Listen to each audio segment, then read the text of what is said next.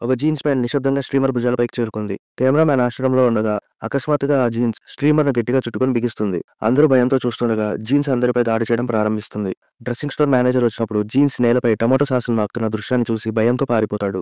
ఒక female model కొత్త jeans వేసుకుని వాష్‌రూమ్‌కి వెళ్తుంది. కానీ జీన్స్ బటన్ ఓపెన్ కావట్లేదు. నడుం భాగం మరింత బిగుసుకుపోతుంది. ఆమె జీన్స్‌ను బలవంతంగా లాగడానికి ప్రయత్నిస్తుంది. కానీ ఫలితం లేదు. కొద్దిసేపటికి బాత్రూమ్ నిశ్శబ్దంగా మారుతుంది. మరింత వింతగా ఆ జీన్స్ ఒక టీ షర్ట్‌ని చూసి దాన్ని ధరించి బయటకొస్తుంది.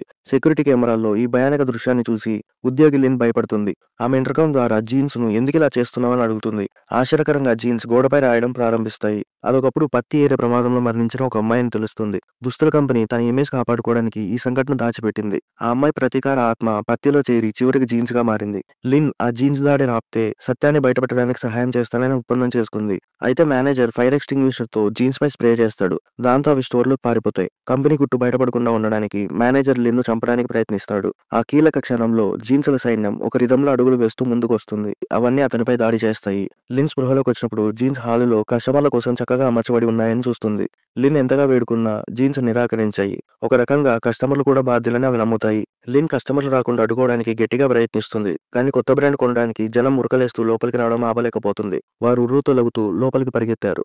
ముందు వారి కోసం ఎదురుచూస్తున్న జీన్స్ గురించి వారెవ్వరికీ తెలియదు. ఈ సినిమా పేరు స్లాక్స్.